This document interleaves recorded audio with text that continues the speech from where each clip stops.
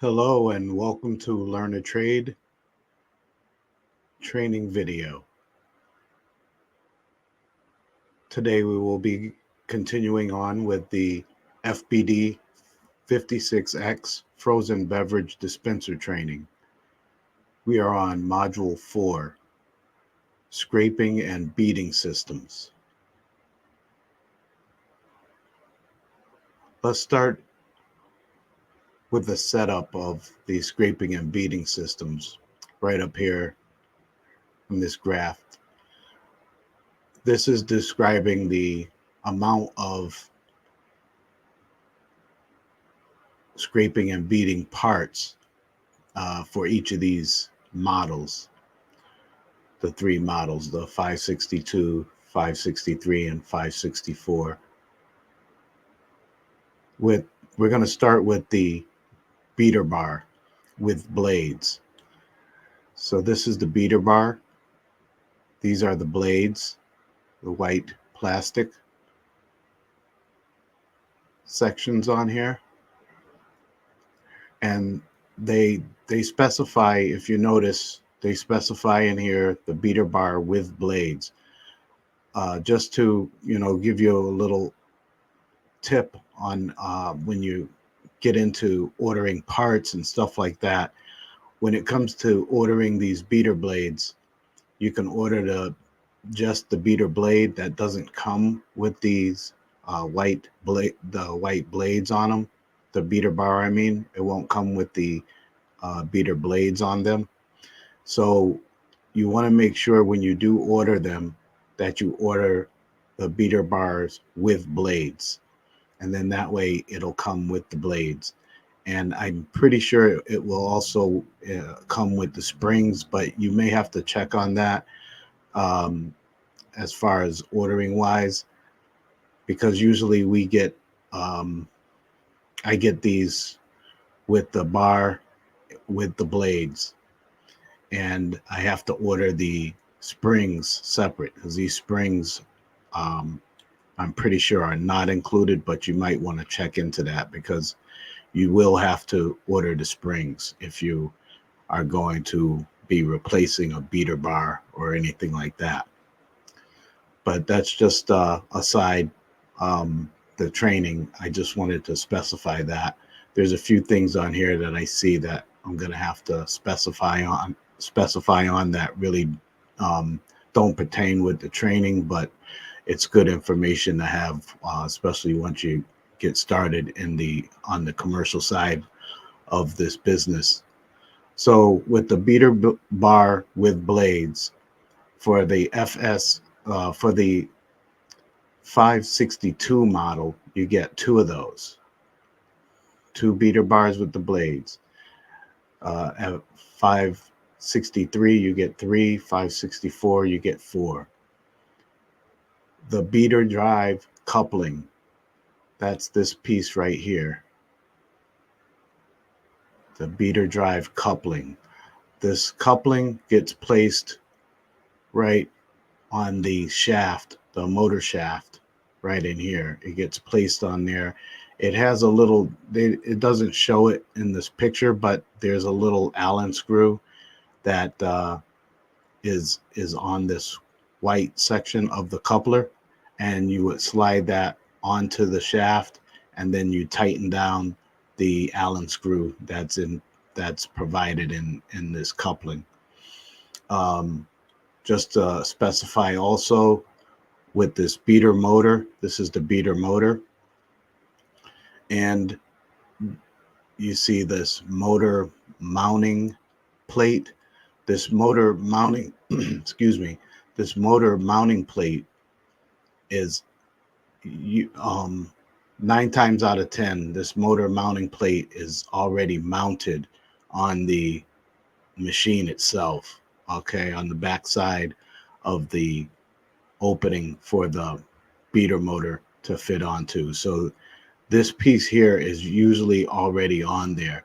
The only circumstance you would come across in the field, maybe one of these might get damaged or have a crack and it's causing a leak. It's very seldom that you see that nowadays, but it's possible. So this already is installed on the machine, and this washer right here, this washer, it goes right inside of the hole of this mounting plate. This is also already in there. Okay, so those are some parts that you may not have to really be concerned about um, as far as um, ordering and stuff, unless it's like a real drastic thing where this plate somehow got cracked or something.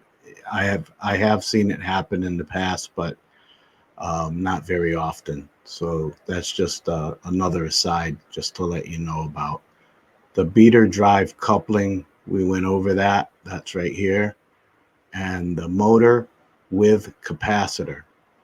This is another thing. This is the drive motor that it's talking about. And on the 562, you have two of those for each barrel, three for the three barrel and four for the four barrel. So the the other thing with this motor is it says motor with capacitor. So when ordering or anything, you would have to order the motor with capacitor. You have to specify with capacitor, or else you'll just get the motor and then you'll have to order the capacitor separate. And as you can see, the capacitor is down on the bottom of the motor right there, and they wire tie it. They use a large wire tie and tie it down, and then it has some of them have double-sided tape on the back side of the capacitor, and then it just sticks to the motor, but they still put the wire tie around there. And then down here you'll have your cold pack. This is that cold pack I was talking about. Let me see if I can make this a little bigger for you to see. Right there, this is your cold pack, and these, see the screws sticking out? That's for the faceplate to fit on. So that's the screws I was talking about when I said be careful of over tightening the faceplate, because when you over tighten little by little over time, these screws that are coming out, they end up pulling away from the body of the cold plate, and then um, you end up having to replace a whole cold plate, or some, in some cases they'd end up having to replace the whole machine, depending on how badly this is damaged, the cold plate. So the cold pack, I mean. um, in in some areas of this industry they will call this the foam pack, but here they call it the cold pack. So either one is fine.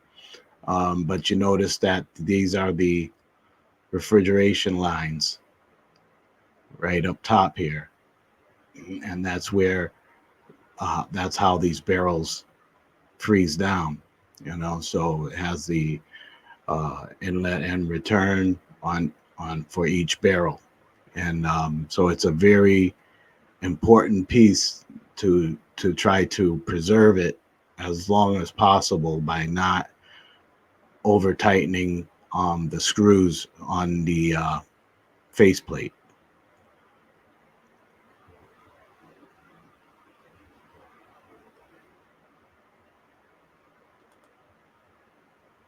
The importance of scraping and beading system. Importance of scraping and beading system are to trigger freeze cycle when recognized product in barrel is no longer acceptable, to scrape ice off of the barrel wall, to beat and mix product evenly within the barrel to create consistency. Failures in the scraping beading system. Beater low triggers a defrost cycle caused by the following: a low bricks, rapid freeze, and scraper blades can't keep up with the freezing speed. A low refrigerant, overfreeze in the back of the barrel. Worn beater blade, won't scrape well and thick ice layer.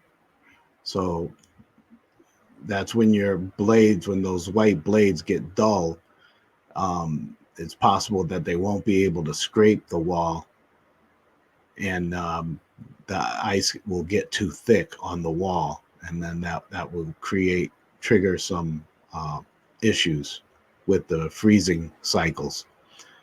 Another one is failed capacitor, low baseline and high beater percentage. Worn motor gear, motor failure, low baseline and high beater percentage. Bad motor winding, motor failure, low baseline and high beater percentage. So when they're mentioning these issues with the capacitor and the motor failure, they're talking about that beater motor and that capacitor that it comes with. If that capacitor is low or out of range, that's going to cause issues, and that would cause a low baseline of the product in the barrel and a high beater percentage. So you would be able to see in your readouts if your product is freezing down, is frozen down, and your beater percentage should be like between like 650 or 700, but it's up around 1,000. That's an indication that there could be a problem with the motor. It could be a problem with the capacitor that's on the motor. You would have to test that capacitor. You could have worn gear in the motor itself that's causing it not to turn right, and you could have a bad motor winding or a bad motor where it's not turning at all. So a lot of those issues are stem from possibly a bad motor or blade or low refrigerant. Next one is a rapid compressor cycles. Low refrigerant, false recognition of beater percentage when freezing. Worn beater blade, false recognition of beater percentage when freezing. Low bricks, false recognition of beater percentage when freezing. So a lot of that has to do with a lot of the freezing issues could have something to do with low refrigerant, worn beaters where it's not scraping the ice good enough, or low bricks. If you have a low bricks, that's usually a common issue.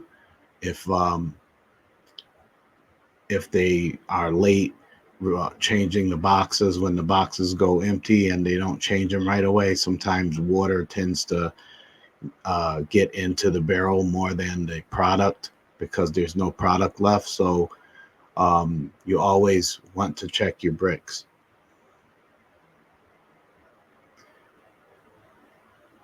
And that's all I have on this module.